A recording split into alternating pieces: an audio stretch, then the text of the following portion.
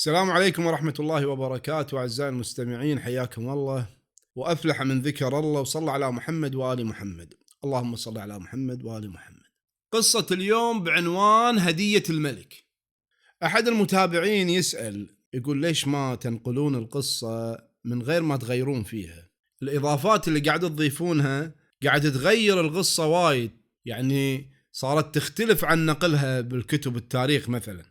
فعندنا احنا نزلنا قصة تاريخية لكن كانت مختلفة كل الاختلاف عن ما هو منقول في كتب التاريخ. هذا الكلام صحيح، وأنا قلت في المقدمة إن احنا مو هدفنا ننقل القصة لتوثيقها، يعني نقرأ القصة على أساس ننقلها مثل ما هي بحذافيرها عشان تتوثق عندنا مسجلة. أبدا مو هذا هدفنا، احنا مو قاعد ننقل للتوثيق، احنا ننقل القصة لهدفين أساسيين: تكون مفيدة ومشوقة، يعني الواحد يسمع ويستمتع ويطلع بفائدة بالنهاية. نعم، في قصص مثل ما قلنا قد تكون الفائدة منها مو بالمستوى أو بالمدة اللي احنا استعرضنا القصة فيها، لكن بشكل عام القصة ما تخلو من الفوائد. وهذا الكلام ذكرني في قصة أنا سمعتها من اثنين، وعلى ما أعتقد أول مرة أنا قريتها، يعني ماني متذكر الحين بالضبط مصدر القصة أنا منين حصلت عليها، لكن أنا حافظها القصة. هي القصة فكرتها واحدة لكن لها صور مختلفة، يعني أنا سمعتها مرتين بشكل مختلف، وهذا الشيء جيد من وجهة نظري. إعادة صياغة القصة بشكل أو بآخر يعطينا فوائد عديدة. احنا نبي من القصة نستفيد منها ونفس الوقت نستمتع بهالسالفة أو القصة اللي قاعد نسمعها، يعني نقضي وقت مفيد. وأنا اليوم إن شاء الله راح أنقل القصتين، هم نفس الفكرة مثل ما قلنا لكن لهم أشكال مختلفة. راح أنقلهم ثنتينهم علشان بس أبين إعادة صياغة القصة شلون يأثر بجمالها. هي قد تكون الفكرة واحدة أو الفائدة واحدة، لكن الصياغة تأثر على القصة وجمالها. هذا يقول لكم في ملك عادل خوش إنسان، لا عادة يتفقد الرعية بنفسه، يتنكر، يلبس لبس ناس فقراء مثلا، أحد التجار، أحد العمال، يلبس لباس وينزل إلى الشارع يتفقد أحوال الرعية، يشوف الأسواق عنده، يشوف الناس، يسمع تحلطمهم. فهو يباشر هذه العملية بنفسه على أساس يكون كل شيء واضح، لما يطلع قرار يعرف هو شنو قاعد يقول. ذيك اليوم طالع على العادة متنكر وما وياه أحد وقاصد البساتين، وعادة البساتين تكون بعيدة عن المدينة، تكون بأطراف المدينة أو بالمناطق البعيدة. وهو طالع ماشي على ريولة، مو راكب لا خيل ولا شيء، ويمشي بين الأزقة والسكيك. وصل البستان، التقى بالفلاليح بالعمال، يطالع ويشوف، يسأل عن الأسعار. المهم قضى النهار كله بهذيك المناطق. يوم بتغيب الشمس قال خل أرجع قبل لا يصير ظلمة وأتوهق بروحي. رجع لكنه فقير ضيع، يروح الصوب إلا يطالع هالطريق مو شايفه، لا يمكن مني، يطلع بهالسكة هذه يروح وين أنا فيه. ظلمت الدنيا. يوم ظلمت الدنيا بعد زاد طين بلة، صار ما يشوف. أول الحالة صعبة، مو نفس الحين، نعمة ولله الحمد، الحين كل شيء شغال بالليل وبالنهار، الشوارع مليانة ليتات، ناس رايحة وناس رادة. أول من يأذن المغرب الناس تدش بيوتها، تصلي وتدش بيوتها، تتعشى، يأذن العشاء، يصلون العشاء وينامون، ما في طلعة ما في روحة، الدنيا كلش، لأن كهرباء ماكو. حين هذا صاحبنا فقير قام يحوس بالمدينة، مو عارف وين يروح. في زقاق عندهم بالمدينة معروف اسمه زقاق الأخطل. قال أنا لو أشوف لي واحد أسئلة عن الزقاق هذا وينه، إذا وصلت راح أدل. قام يمشي يدور أحد، وهو قاعد يمشي انتبه في سكة كذي وفي دكان مبطل والنور طالع منه. قال إيه تمام، هذا شكل الرجال قاعد بالدكان، خلنا نروح له. وهو متوجه له شاف الدكان من بعيد، هو دكان سكافي، قاعد يشتغل سكافي داخل الدكان، ويطق بالمطرقة المسامير، عزكم الله يصلح لحذية ويطق بالمسامير ويردد كلام، يقول طق طق ما راح يتغير شيء، طق طق ما راح يتغير شيء. قاعد يعيد الجملة كل ساعة، طق طق ما راح يتغير شيء، طق طق ما راح يتغير شيء. هذا وصل الملك طبعا مهيئته متغيرة، مو ملك. وأول مو معروف الملك، يعني مو نفس الحين بالتلفون بالشوارع نشوف صورهم معلقة، الأمراء ملوك الدول نشوف. أما أول لا، ما فيها الحكي هذا، لا في تلفونات، لا في صور، لا في شيء. يسمع الملك اسمه كذا بس، ما عمره شايفه، ما يشوف إلا ذاك التاجر اللي ممكن يحصل له مقابلة ولا مقابلتين عند الملك. وهذا إذا بعد تنكر أبد ما تعرفه، هذا مو معروف. وقف عند باب الدكان وهذا يقول طق طق ما راح يتغير شيء، طق طق ما راح يتغير شيء. كان يقول له السلام عليكم. اخترع هذا الشايب، رفع راسه، عليكم السلام. ناس ليل ظلمه، ما في الا صوت الكلاب تنبح. خير ان شاء الله، منو انت؟ قال له والله انا عابر السبيل ضايع وابيك تدليني. زقاق الاخطل وينه فيه؟ قال زقاق الاخطل هناك. كمل سيده مني، وصف له. قال له جزاك الله خير، مشكور. اقدر اسالك حجي سؤال قبل ما اروح؟ قال له اسال. قال له انت رجال كبير، لحيتك بيضة وضعيف، والناس ليل، شم قاعدك انت؟ ليش ما تروح تنام ترتاح؟ وبعدين شنو، ليش تقول طق طق ما راح يتغير شيء؟ ليش هالكلمة قاعد ترددها؟ قال له يا حجي انا فقير، واذا ما اشتغل ليل مع نهار ما راح القى اكل، وعندي حلوج بالبيت تبي تاكل، عندي زوجتي وعندي ولد مجنون مو صاحي، فلازم اصرف عليهم. وانا مع هالشغل هذا كله ليل مع نهار اشتغل واكرف ما يتغير شيء. حالي هذا فقير، من فتحت على الدنيا وانا فقير. فانا قزرت عمري بشغل وتعب وما تغير شيء. هل اللي انا قاعد اقول طق طق ما راح يتغير شيء؟ هذا الملك كسر خاطره الاسكافي هذا، شاف الرجال عود شايب ومسكين ماسك المطرقة يطق بهالليل علشان رزقه. قال انا لازم ابدل حاله.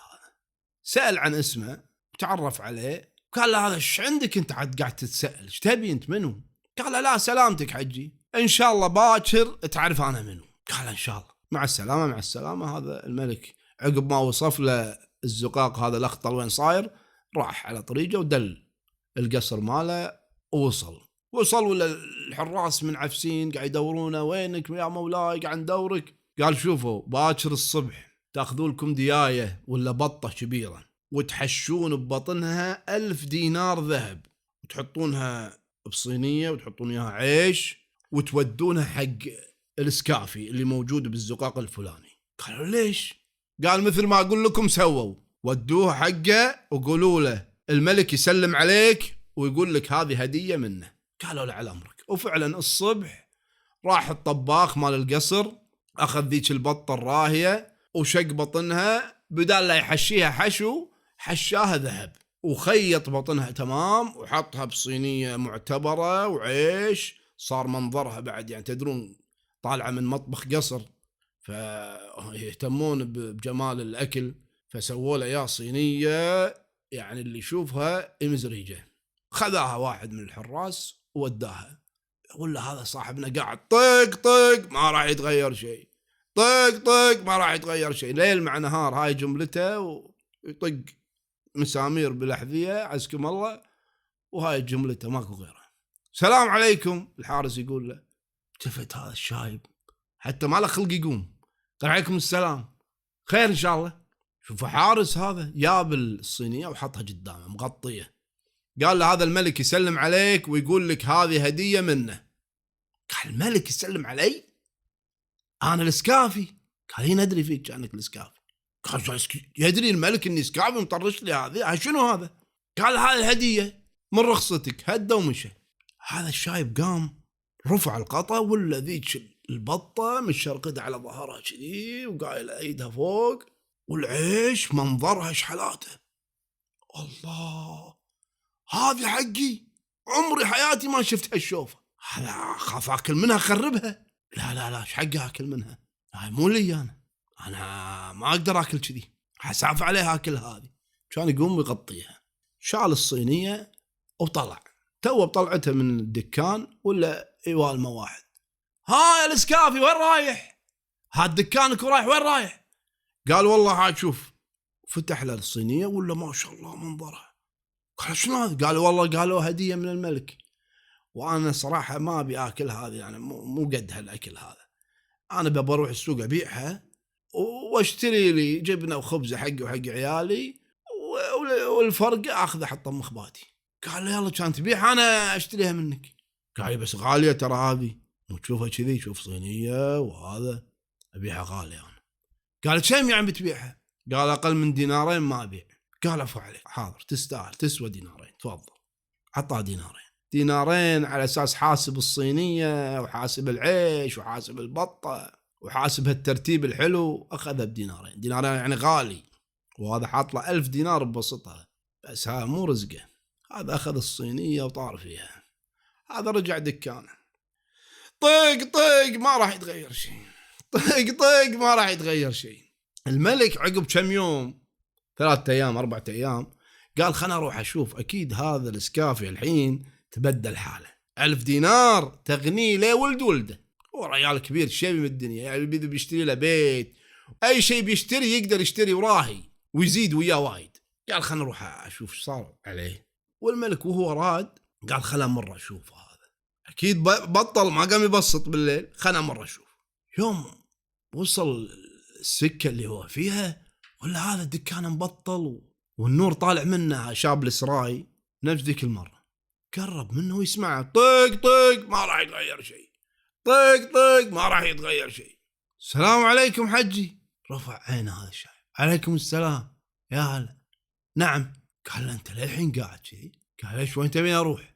قال انا على خبري ان الملك دزلك صينية فيها بطة. قال هي صحيح، انت ايش دراك؟ قال شلون ايش دراني؟ وين وديتها؟ وليش للحين قاعد تشتغل بالليل؟ ما كفتك البطة؟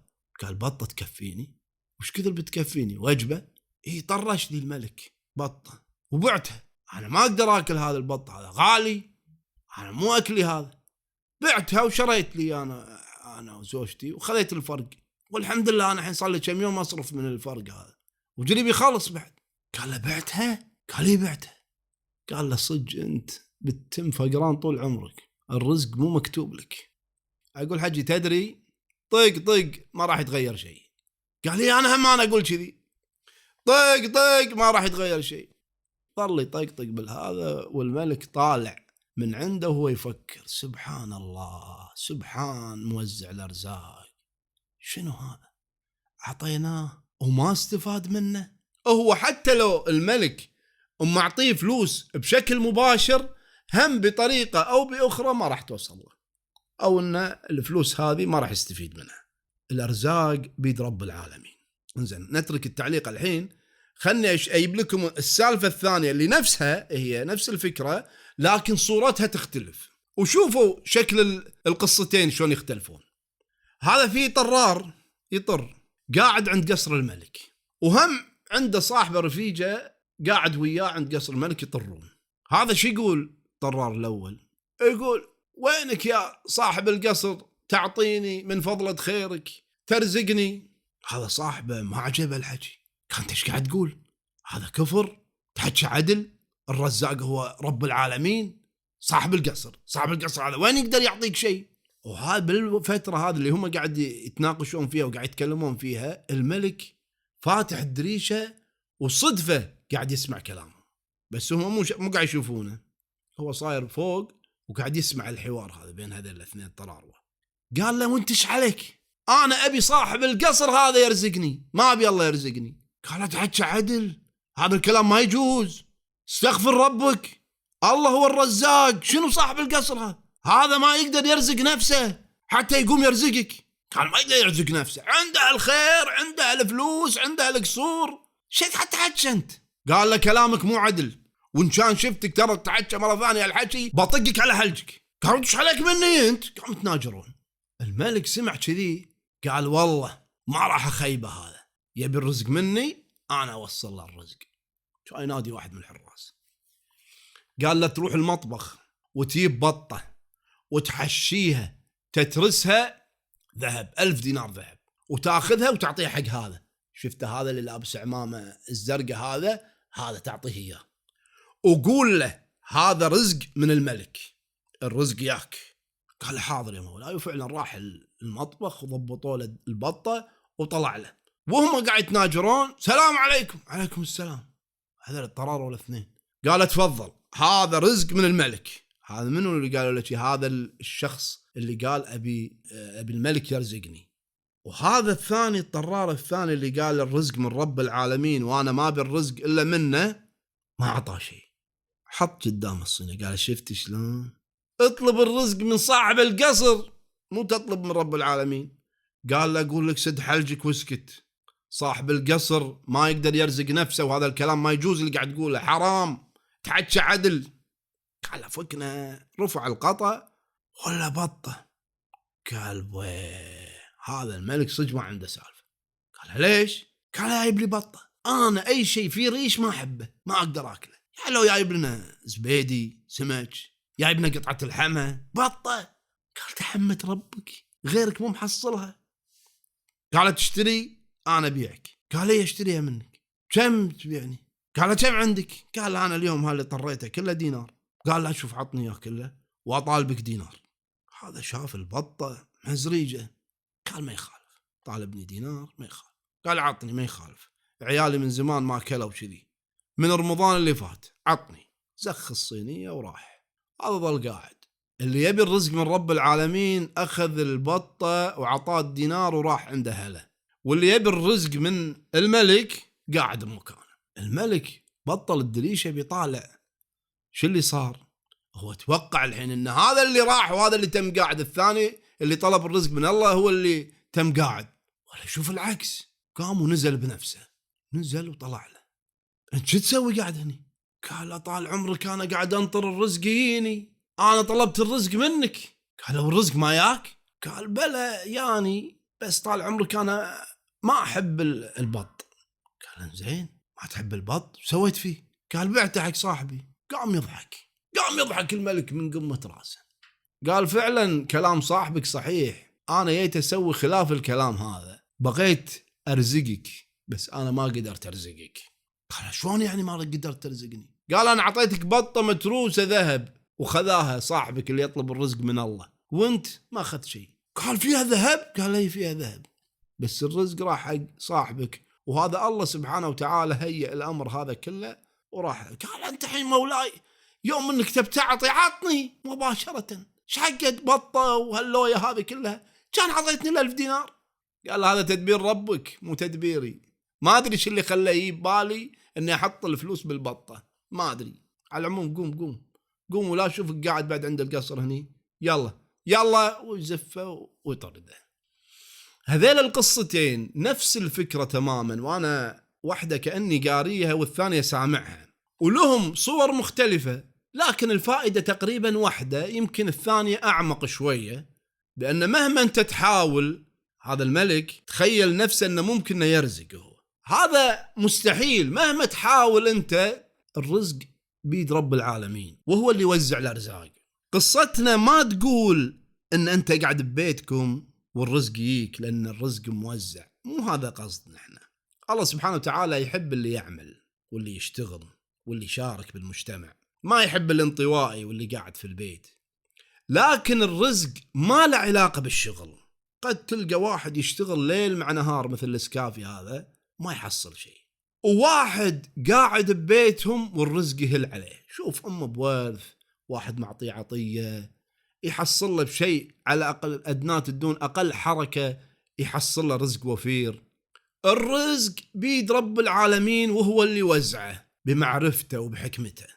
أنت نعم تبي اسعى، لكن حط باعتبارك مهما اشتغلت مهما شلت مهما حطيت ما راح تاخذ إلا اللي مكتوب لك. في مثل قديم بالكويت يقولونه لو تجري جري الوحوش غير رزقك ما تحوش. الوحوش الظاهر أنهم يركضون أو يتبعون الطريدة بشكل مستميت، علشان كذي قالوا لو تجري جري الوحوش تركض وراء الطريدة غير رزقك اللي الله سبحانه وتعالى كاتبه لك ما راح تحصل.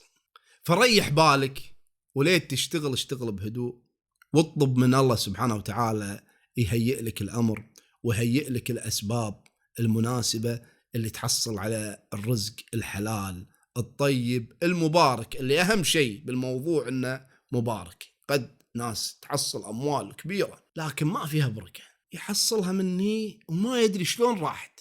فالبركة مطلوبة، التوجه لرب العالمين بالطلب مطلوب. لا تتصور إنه ممكن تحصل على الرزق بشطارتك، أبدا مستحيل. ما في رزق تاخذه بهذه الطريقة. كل الأرزاق بيد رب العالمين، وهو اللي يعطي وهو اللي يوسع. وفي طرق وسبل كثيرة لطلب الرزق. الصدقة تجلب الرزق، الدعاء يجلب الرزق، العمل قد يجلب الرزق، طرق كثيرة. وانت يمكن ما يضبط وياك هذا الطريق، جرب طريق ثاني. ما يضبط وياك الطريق الثاني، جرب الثالث. الله سبحانه وتعالى يوزع الأرزاق بحسب حكمة عنده. هذه قصة هدية الملك، ونتمنى أنها عجبتكم. إن شاء الله نلتقي بقصص أخرى. دمتم سالمين ونسألكم الدعاء. قصتنا اليوم قصة جميلة بعنوان عيون السلطان. هذا في مدينة من المدن يسمونها الناس مدينة السلطان، نسبة حق سلطانها. سلطان طاغية ظالم ممشي الناس بالصوت والحديد، مخيف جدا. ومثل ما يقولون اللي ما يخاف الله يخوف، لأنه ما يرد شيء، أي شيء يباله يسويه. عنده جيش، حرس، أعوان، وزراء. المدينة كبيرة جدا، ضخمة ومزدهرة، والكل قايم بدوره على أكمل وجه. يخافون يغلطون ويبتلشون وياها السلطان هذا. عنده فرقة من الفرق يسمونها عيون السلطان. هذه نفس في زماننا الحين الاستخبارات أو أمن الدولة. فهذه الفرقة، فرقة عيون السلطان، فوق كل الفرق اللي عنده، فوق كل الجيوش والحرس اللي في البلد. ما تتبع ولا ترجع حق أي فرقة من هذه الفرق، تشتغل بروحها، وهي مختصة بأمن السلطان وأمن البلاد. وهذه الفرقة مو أي ناس يعينون فيها، ما يعينون الناس إلا الفرسان الأشداء، ومعظمهم مو معروفين بين الناس إنهم هم من عيون السلطان. شغلهم شغل تجسس ومراقبة، والكل يخاف منهم، سواء حرس السلطان نفسهم أو أفراد الجيش أو الناس. مجرد ما يسمعون عن عيون السلطان يخافون. هذا السلطان مثل ما قلنا ما يرحم. ذيك اليوم السلطان معصب، عيونه تجدح شرار، يصارخ من قمة راسه: رئيس الحرس، وينك يا رئيس الحرس؟ ويصرخ. القصر بكبره صار في ربكة، والكل قام ينادي: وين رئيس الحرس؟ نادوا السلطان يبيه، وين رئيس الحرس؟ رئيس الحرس يركض. هذا رئيس الحرس واحد هم مهين، واحد من الفرسان الأشداء، وهو ما وصل حق هالمنصب هذا إلا بجدارة. رجل كبير، لحيته بيضة، قوي، بنيته قوية، يعني نقول عمره بالأواخر الخمسينات، عنده خبرة بالحياة تمام. يركض، دش القاعة عند السلطان ووقف: آمرني يا مولاي، خير إن شاء الله.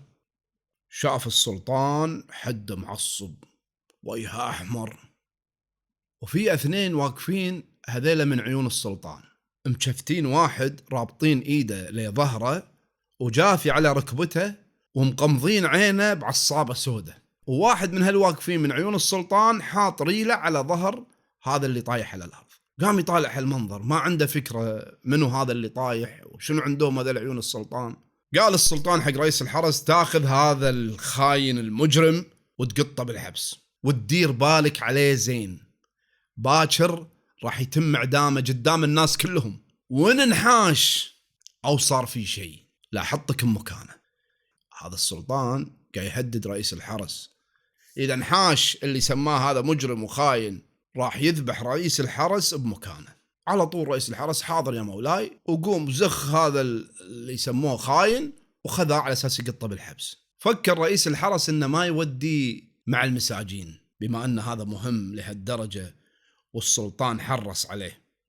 خذاه وداه أحد السراديب، أحد السجون، زنزانة انفرادية صغيرة، دخله وياب 3 حراس وخلى على الباب.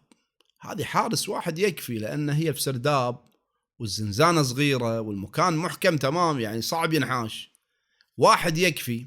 لكن لأن السلطان حرص، فهذا رئيس الحرس ما يبي يجازف ويعطي مجال حق هذا المجرم إنه ينحاش. قال حق الحرس ال3: دير بالكم تغفلون عنه، هذا مجرم مهم والسلطان حرصني عليه، وأنا راح أروح وأيكم أطل عليكم بعد شوي. هدهم رئيس الحرس وراح. رئيس الحرس عنده مهام كثيرة، وهو مسؤول عن حرس بوابات المدينة، مسؤول عن حرس قصر السلطان، عن حرس الأسواق. رئيس الحرس عنده مهام كثيرة ويفتر عليهم كلهم ويشرف على هذا كله. وهو طالع من الزنزانة قام يفكر، قال الحين أنا أخاف هذا لما دام جايبينه عيون السلطان، أخاف ينحاش ولا وراه مجموعة كبيرة يهربونه ولا شيء ونتوهق بعمرنا. لا لازم أرجع أنا أحرسه بنفسي. خاف يتركه ويتوهق، مع أن هذا مو شغله أنه يوقف عند باب الزنزانة يحرس، بس من باب الحرص رجع. قال حق الحراس الثلاثة طلعوا ووقفوا عند الباب الكبير، الباب المدخل العود، وأنا بحرس عند باب الزنزانة. هم تعجبوا الحراس إن هذا مو شغلة الرئيس الحرس إنه يحرس الزنزانة. قاموا يطالعون بس هم مالهم اللي يمتثلون للأوامر. على طول طلعوا راحوا فوق، اصعدوا عند الباب الكبير وكل واحد أخذ موقعه. هذا رئيس الحرس قاعد عند باب الزنزانة، المكان ظلمة وعلى نور المشعل، عندهم مشعل عصاية في طرفها نفس الفتيلة كبيرة وشابة نار، هذه اللي معطية نور حق المكان، ولا المكان خرمس لأنه سرداب، سواء بالليل ولا بالنهار هو نفس الشيء. تم قاعد ساعة ساعتين ثلاثة، الليل طويل، وقبل مو مثل الحين بسرعة يقزر الوقت مع التلفون، لكن قبل ما عنده شيء، لا عنده تلفون لا عنده كتاب لا عنده شيء، قاعد بس يفكر. فقال في نفسه هذا شنو مسوي، خلنا ادش اتكلم وياه، لأن مدام اللي جايبهم عيون السلطان ما حد يدري عن قضيته إلا عيون السلطان أو السلطان نفسه، ما في أي جهة ثانية تعرف هذا شو مسوي. أخذ المشعل وفتح الزنزانة ودش، إلا هذا طايح على وجهه ماخذ وضعية السجود، إيده مشتفة مثل ما قلنا لما ظهره، وعيونه معصبة بعصابة سودة. قال له رئيس الحرس أنت شو مسوي؟ هذا ساكت، قام محركه، تسمعني؟ تحرك هذا، قال لي اسمعك. قال شو مسوي أنت؟ قال ليش أنتم ما تدرون أنا شو مسوي؟ قال لا ما أدري، ما حد يدري أنت شو مسوي، ليش جايبينك هني؟ قال له متهميني أني أنا متآمر على حياة السلطان. هذا الرجال هم رجال كبير يعتبر، لحيته بيضة، يعني أواخر الخمسينات، يعني يكون في 60 سنة عمره، بس نشيط بعده في حيل. رئيس الحرس قال له أنت فعلا متآمر ولا هذه مجرد تهمة؟ قال له لا فعلا أنا متآمر. هذا تعجب، صريح هذا وايد زيادة على اللزوم. قال له أنت اعترفت قدام السلطان؟ قال لي نعم اعترفت، وأنا مثل ما قال السلطان أكيد باكر ميت لا محالة. قال له رئيس الحرس تصدق أنا في يوم من الأيام بدور شبابي اتهموني هذه التهمة الخطيرة، لكن الفرق بيني وبينك أني أنا ما كنت مسوي شيء، اتهموني ظلم والحمد لله رب العالمين الله خلصني. هذا المسجون قاعد يسمع، قال له شلون الله خلصك؟ أكيد سامحك الملك. قال لا ما سامحوني، أنا انحشت، صارت لي فرصة ولا بالخيال وانحشت. تصدق كل ما أتذكر الموقف اللي عشته في ذاك الزمان أحمد الله واشكره، إنه شلون نجاني للحين ماني عارف، سخر لي الدنيا كلها ونجيت.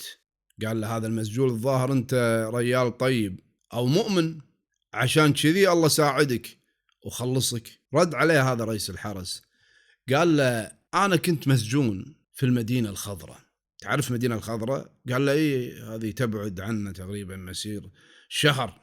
قال له أحسنت، أنا كنت أشتغل هناك، وهذا الكلام قديم قبل 20 سنة.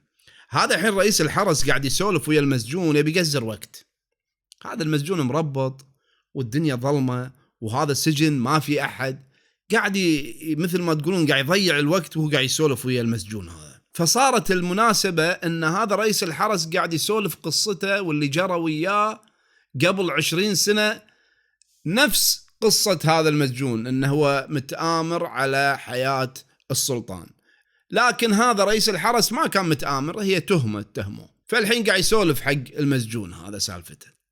قال أنا عقب ما ثبتوا علي التهمة طلعوني من السجن الكبير وودوني سجن القاضي علشان الصبح القاضي يحكم علي، وكانت المحاكمة معروفة بيحكمون علي بالموت.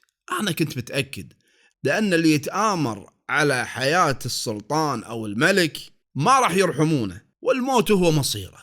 فكان اللي موديني حق سجن القاضي حرس 2، لكن أنا الحمد لله الله معطيني عافية قدرت أتخلص منهم وأركض، وما كنت أتخيل أني أقدر أنحاش. مجموعة كبيرة من الحرس كانوا يلحقوني ويركضون وراي، وأنا أركض من سكة لسكة. واللي ساعدني أن الناس كان ليل والسكيك تقريبا فاضية. قمت أركض وهم يركضون وراي، أركض وهم يركضون وراي، أدخل بهالمكان وأدخل بهالمكان وأحاول أضيعهم. لكن مع الأسف وصلت مكان مثل ما يقولون سكة سد، ما في مجال لا أروح يمين ولا يسار. قدامي بيوت وعلى جنبي بيوت وعلى يساري بيوت، وإذا برجع فهم وراي. دخلت السكة هذه توهقت، قمت أتلفت ولا أشوف واحد قاعد عند باب بيتهم. هذا الشخص ما أنساه طول عمري. رحت له وأنا ألهث تعبان حدي من الركض وأنافخ. قلت له تكفى دخيلك، أنا بوجهك ما عندي مكان أروح والحرس لاحقيني. على طول ما سألني أنت شو مسوي ولا شنو سالفتك، مجرد ما سمعني قلت له دخيلك بطل الباب وقال لي دش، وصرخ على زوجته خشي وصك الباب ورد قاعد بمكانه. الحرس دشوا السكة هذه وهم متأكدين ان السكة هذه ما لها طلعة. ادخلوا وقام يطالعون، ما شافوا الا هذا الشخص قاعد عند الباب. قال ما شفت واحد يهني؟ قال لا ما شفت. هذيل الحراس شكوا بكلامه. قال له انت متأكد ما شفت احد دش هني؟ قال لا انا قاعد هني ما شفت احد دش هني. قالوا زين بنفتش بيتك. قال تفتشون بيتي؟ ليش؟ شو مسوي انا؟ قالوا له بنفتش بيتك. قالوا زين نطلع شوي خلنا نسوي طريق. فتحوا الباب ودخلوا وياه. قام وصرخ هذا راعي البيت يا مرة تستري، الحراس يبي يفتشون البيت تستري. قاموا انتشروا الحراس في البيت. هذه مرته ايش سوت؟ افتحت الصندوق، هذا الصندوق يحطون فيه ملابسهم. افتحت الصندوق وقالت لي انزل اقعد بالصندوق على ما يروحون الحراس، وان شاء الله ما حد يحس فيك، لا تطلع حس. هذا رئيس الحرس يقول انا انحرجت، ناس ما اعرفهم، وهذه المرة مسكينة دخلتني الصندوق فيها ملابسها وملابس ريلها، دست عليهم بريولي ودشيت الصندوق وسكرت علي. حسيت بالإحراج وتمنيت ان الارض تنشق وتبلعني. وقمت افكر انا وهقتهم وياي، الحين لو يطيحون علي ويصيدوني انا داخل الصندوق شنو راح يكون مصيرهم؟ هذا شلون انسان طيب فتح لي بيته وهو ما يعرفني، فزع لي وهو ما يدري انا شو مسوي. أنا طول ما أنا قاعد بالصندوق وأنا أنب نفسي يا ليتني خليتهم يقضبوني ولا طلبت من هالرجال، لأني انحرجت الصراحة. الحراس انتشروا بالبيت وقاموا يدورون، فتحوا الغرف كلهم وصعدوا فوق السطح. بيت صغير، بيت متواضع أصلا ما في شيء. غرفة هذا اللي يسمونها دار الشيل، على المطبخ على الحمام على غرفة نومهم. فتحوا غرفة النوم لقوا زوجة هذا الشخص قاعدة على السرير، ما فتشوها، طلوا فيها كذي وطلعوا. الحراس قالوا حق صاحب البيت احنا آسفين، صورنا ان المجرم عندك في البيت، احنا نعتذر. قاموا وانسحبوا وطلعوا، صكوا الباب. هذا صاحب البيت على طول راح وفتح الصندوق وطلعت أنا من غير شعور لميته وقمت أبوسه وأبكي. خلصني من موت محقق. طلعت من الصندوق وأنا متوجه حق الباب. قال لي تعال وين رايح؟ قلت له بمشي بطلع. قال مجنون تطلع انت شايف الحرس هذيل اللي جايين اللي دشوا عندي في البيت واللي كانوا واقفين برا، ما اعتقد تقدر تطلع، واكيد الحين راح يزرعون الحرس في كل مكان في المدينة.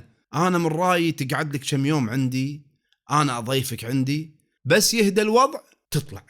طبعا في ذاك الوقت ما كان هذا رئيس حرس، كان حارس عادي في قصر الملك اللي اتهموه انه متآمر على حياته. قال له هذا في خطر عليكم، وجودي هني عندكم في خطر عليكم، أخاف يرجعون ولا شيء ويشوفوني ما راح تسلمون. قال لي صاحب البيت ولا يهمك، أنت مدام دشيت علي دخيل فلا يمكن أطلعك إلا لما تكون بأمان، ما عليك تعال. فأخذني وصعدني فوق السطح وحط لي مكان أقعد فيه، وقال لي هذا المكان مؤقت هني تقعد على أنا ما جهز لك الغرفة اللي تحت. تميت قاعد وأسمعه يكلم زوجته امشي خلنا ننظف الغرفة، وقعدت أطلع عليهم من فوق السطح. افتحوا غرفة صايرة كلش بطرف البيت وقاموا ينظفونها، فيها أغراض قديمة، قاموا ينظفونها ويرتبونها على أساس أنا أنام فيها. وفعلا عقب تقريبا ساعتين 3 جهزت الغرفة. فقال له تعال أنت مني ورايح تبات بهالغرفة هذه، وأنا بطلع الحين أشوف المدينة وأشوف الوضع. تميت بالغرفة وطلع هو. أنا قمت أفكر، قلت مسكين هذا تركني بالبيت وهو ما يعرفني، وزوجته في البيت، شو اللي مخليه مطمن مني؟ شو اللي مخليه يساعدني لهالدرجة؟ هذا الله سبحانه وتعالى إذا بيسر أمر أحد يسخر له الدنيا كلها. صاحب البيت طلع افتر شاف الوضع بالمدينة متكهرب، وهذا مجرم خطير انحاش، وهم يبونه لازم يصيدونه ويقدمونه حق القاضي، لأن الملك إذا درى ما راح يرحمهم. فكانوا شادين حيلهم حيل علشان يصيدونه. رجع صاحب البيت ولقاني قاعد بالغرفة، قال لي مستحيل تطلع في الوقت الحالي، أنا من وجهة نظري التم قاعد عندي 4 أيام 5 أيام أسبوع، لما أحس أن الوضع أمان ذيك الساعة أشوف لك طريقة أطلعك من المدينة. الحين هذا رئيس الحرس قاعد يسولف قصته حق المجرم هذا اللي عنده بالحبس اللي هو جاي يحرسه، وهذا السجين قاعد يسمع منتبه تمام، عيونه معصبة لكن رافع راسه كذي ومركز ويا رئيس الحرس. قال السجين حق رئيس الحرس هذا شو اسمه الشخص اللي ساعدك؟ قال له اسمه جوهر أمان. وفعلا أنا حسيت بالأمان وياه. رجل في ذاك الوقت كان تقريبا من عمري، له هيبة تكهانة، خوش إنسان، عنده عين واحدة، عين الثانية فقدها بالصيد، هذا على روايته يعني. قال حادثة صارت وياي وأنا طالع رحلة صيد وصار اللي صار حق عيني. بيتهم صغير وهو ريال على قد الحال، عايش بالبيت وهو ويا زوجته وولدهم الصغير، ولد عمره 4-5 سنوات. فتميت قاعد عندهم وأنا حدي من حرج، أدري الحال ضعيف وهو يقسم اللقمة بيني وبين أهله، إنسان طيب قام فيني قومه. والله لو ما مشاغلي لرحت زرته وشفت أحواله، بس مع الأسف مرت الأيام والسنين.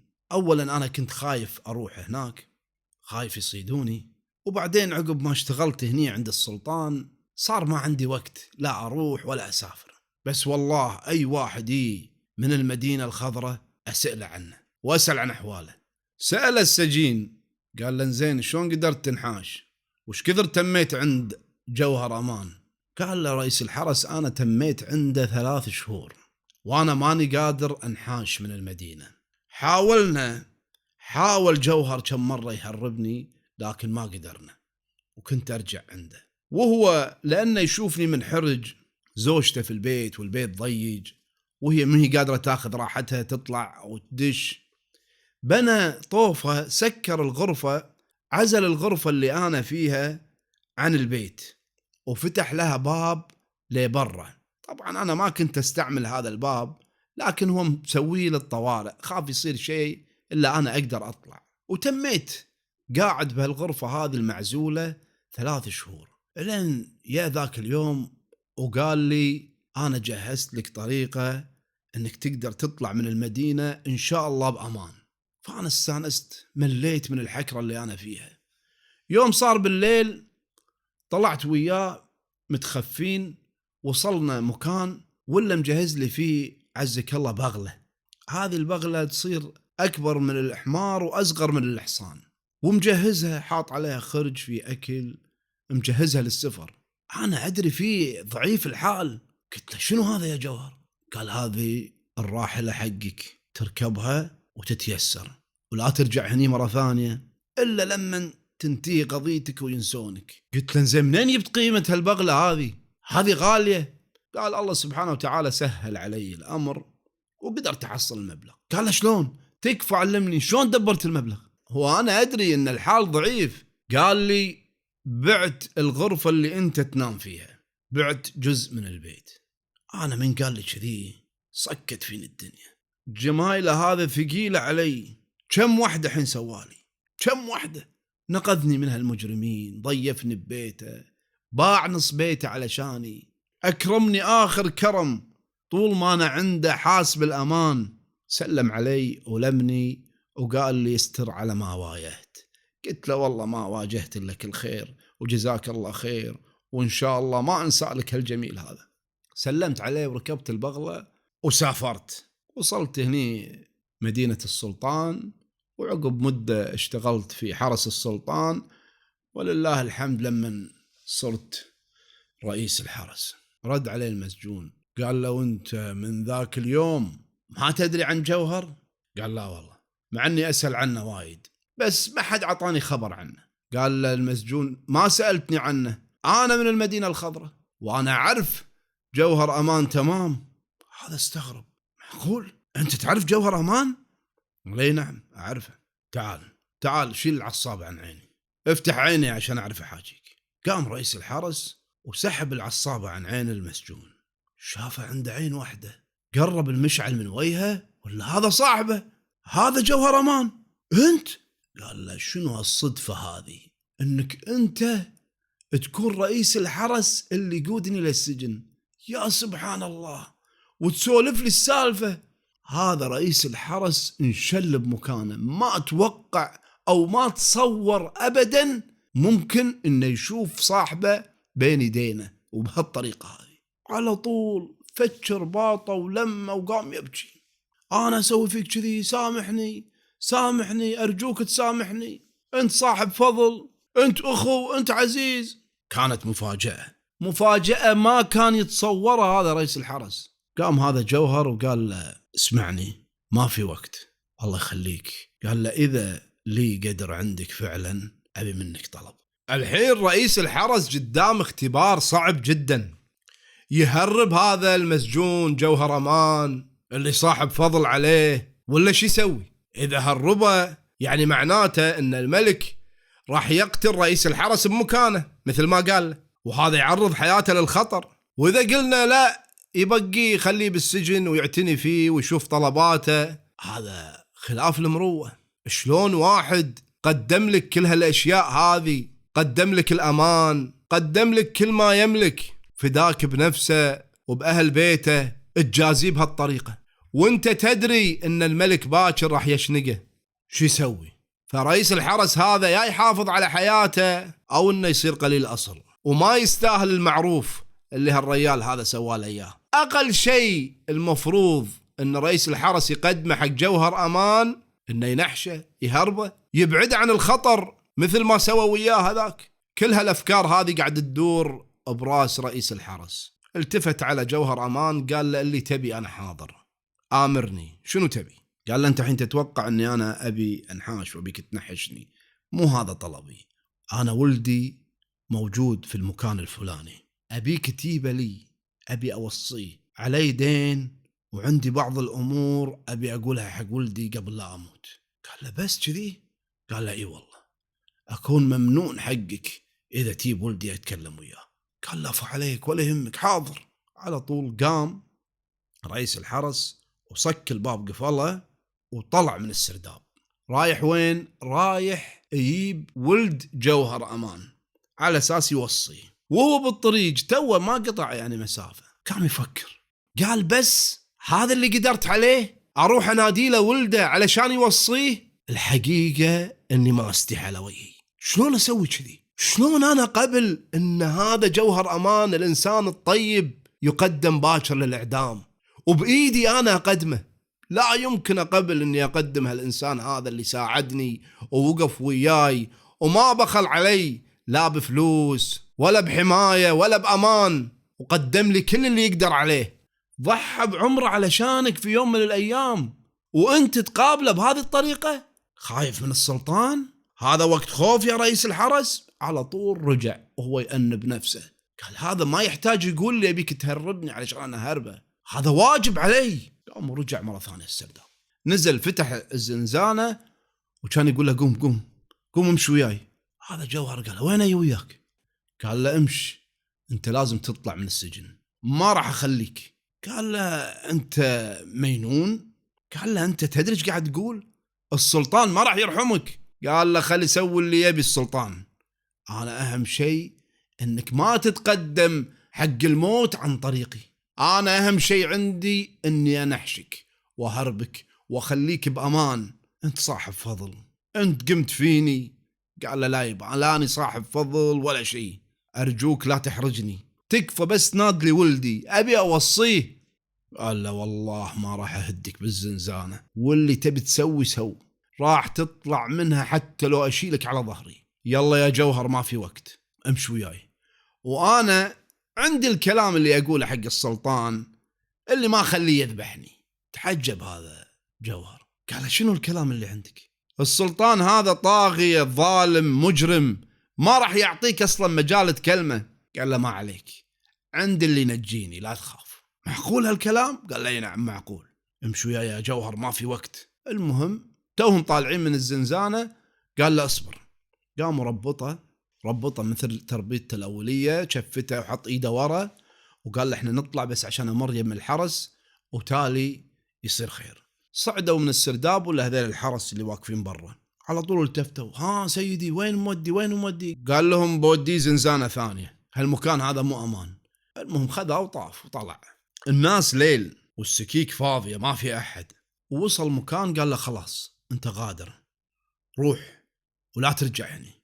قال له جوهر لا مستحيل أنا أغادر وأخليك. قال شنو؟ أنا راح أواجه السلطان بروحي، أنت إذا صادق ما راح يرحمك. قال له جوهر اسمع، أنا راح أكون قاعد في البيت اللي دليتك إياه اللي فيه ولدي، إذا ما قدرت تخلص نفسك بلغ عني، أنا موجود هناك. قال له رئيس الحرس مو مشكلة، أنت حين اطلع روح وإن شاء الله مو صاير إلا الخير، دير بالك ترجع، ترى السلطان ما يرحم. عموما إذا بغيتني أنا موجود هناك قاعد عند ولدي. قام هذا جوهر وترك وراح. ثاني يوم الصبح قعد السلطان وجهزوا ساحة المدينة على أساس يبي يعدمون هذا المجرم اللي نحش رئيس الحرس. وقام ينادي السلطان يا رئيس الحرس، ييبوا المجرم، ييبوا هذا الخاين. كل الحرس اللي موجودين قالوا حق السلطان المجرم مو موجود بالسجن، رئيس الحرس خذاه وياه بس ما ندري وين راح. تعجب هذا السلطان، معقول هذا الكلام؟ الكل اللي موجود تعجب، كل الموجودين حوالين السلطان تعجبوا، الوزراء، عيون السلطان، رئيس الحرس وين مودي هذا المجرم؟ نادوا رئيس الحرس. على طول وصل خبر يا رئيس الحرس. يمشي بثقة، وقف قدام السلطان، قال له السلطان وين المجرم؟ قال له رئيس الحرس أنا هربته. شنو؟ الكل تعجب، الكل طلعت عينه، شنو ين رئيس الحرس؟ قال له السلطان ايش قلت؟ هربته؟ قال لي نعم هربته، واعتقد انه هو صار برا المدينة لاني هربته من امس بالليل. نط واحد من الوزراء انت ينيت يا رئيس الحرس؟ شلون تسوي شغلة مثل هذه والسلطان محرص عليه؟ هذا خاين، هذا متآمر على حياة مولانا السلطان. قال رئيس الحرس والله انا ما قدرت الا اني اهربه، وانا جاهز للعقاب، شنو ما كان العقاب انا جاهز ومستعد. السلطان بالغصب ماسك نفسه، عيونه تجدح منها شرار، معصب حده، بس بيفهم ليش هذا يسوي كذي. وهذا رئيس الحرس مو واحد عادي، قائد كبير يفتهم وقديم بالقصر، شلون يسوي شغلة نفس هذه؟ قام السلطان قرب منه قال له انت راح تموت بمكانه، والله لا اموتك موته، اخلي الناس كلها تتحسر على حالك. وهذا رئيس الحرس واقف يسمع هالكلام مو مهتم. قال له السلطان ليش سويت كذي؟ قال له يا مولاي هذا صاحب فضل، جوهر امان، انا في يوم من الايام كنت ضيف عنده، قام فيني، فتح لي بيته، اكرمني اخر كرم، ما قدرت اقابل هالاحسان هذا بالاساءة، وانا قادر اني احربه. قال له السلطان علشان اكرمك تضحي بنفسك؟ مجنون انت؟ قام عاد هذا رئيس الحرس وقال السالفة اللي احنا سولفناها حق السلطان بالتفصيل. السلطان لانه متعجب ليش هذا رئيس الحرس سوى هالفعل هذا، ومو خايف وواقف بكل جرأة ويعترف انه هو فعلا هربه، يبي يعرف ليش سوى كذي. فسمع القصة كاملة. عقب ما أتم رئيس الحرس كلامه إلا عيون الملك داشين وهم ماسكين جوهر أمان. رئيس الحرس شافه انصدم، صادوا أمان مرة ثانية. فالسلطان صاروا واقفين قدام الاثنين، رئيس الحرس وجوهر أمان. استانس السلطان، قرب من رئيس الحرس قال له شلون الحين؟ هذا أنت الحين بتموت وجوهر أمان صدناه وراح ننفذ فيه الحكم الحين. قال رئيس الحرس الحين مو مهم، أنا سويت اللي أقدر عليه، الحين أنا ما بيدي شيء، ما أقدر أخلص جوهر، لكن أمس كنت أقدر أخلصه. قام جوهر ويترجى بالسلطان، قال له أرجوك سو فيني اللي تبي، بس هذا الرجال تكفى هده، هذا توهق فيني، يعتقد أني أنا سويت عليه فضل، وأنا ما سويت عليه فضل، سواء هو ولا غيره أنا راح أسوي نفس الشيء، لأني أنا تربيت على هذه الأخلاق. ما يمكن أحد يجيني ويقول لي دخيلك وأصده ولا أرده، فأرجوك هده، ما له علاقة، وسو فيني أنا اللي تبي. السلطان ظل يطالعهم اثنيناتهم. نط واحد من عيون السلطان قال له يا مولاي، من رأيي أنك تنفذ فيهم الحكم الحين علشان يكونون عبرة حق غيرهم، التأخير مو من صالحنا، اللي سواه رئيس الحرس ما ينسكت عليه، عصى أوامرك وهرب مجرم خطير، وجوهر هذا هم متآمر على حياتك، وأقل عقوبة ممكن تنزل عليه هي الموت. السلطان قام يطالعهم ويفكر، قال اللي مثلكم صعب أذبحهم، اللي عنده الوفاء هذا والإخلاص اللي عندكم حرام ينقتلون. قال والله لو ما أنت متآمر على حياتي وتبي تذبحني لحطيتك مستشار عندي، لأن منو عنده الوفاء هذا اللي عندك؟ وأنت يا رئيس الحرس لأنك ما خفت مني ولا خفت من النتائج، فأنا راح أسامحكم، لكن ما راح تتمون بمدينة السلطان. القاعة ضجت، شلون هذا السلطان يسامحهم؟ ما حد متوقع هذا الشيء أصلا، كل واحد قاعد يتخيل بشاعة الموت اللي راح يحصلونها، قوم يسامحهم؟ وهم نفسهم ما كانوا مصدقين. على طول التفت حق عيون السلطان وقال لهم تاخذونهم وتطلعونهم برا المدينة ولا تتعرضوا لهم، أشخاص مثل هذول ما يمكن نذبحهم بهذه الطريقة. الحقيقة تصرف السلطان هذا، طبعا قصتنا انتهت، لكن عندي تعليق بسيط. السلطان هذا مو من أخلاقه أنه يخلص ناس يحملون هذه الصفات، لأن احنا قلنا في القصة أنه هو طاغية من الطغاة، لكن الله سبحانه وتعالى مقلب القلوب، الله سبحانه وتعالى هو اللي يخلي الإنسان يفكر.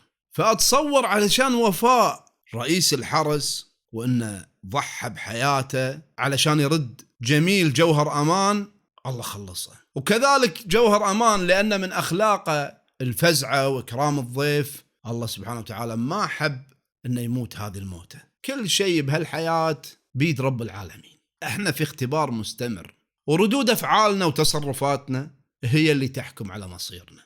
هذه قصة عيون السلطان، وأتمنى أنها عجبتكم. إن شاء الله نلتقي بقصص أخرى. دمتم سالمين، نسألكم الدعاء.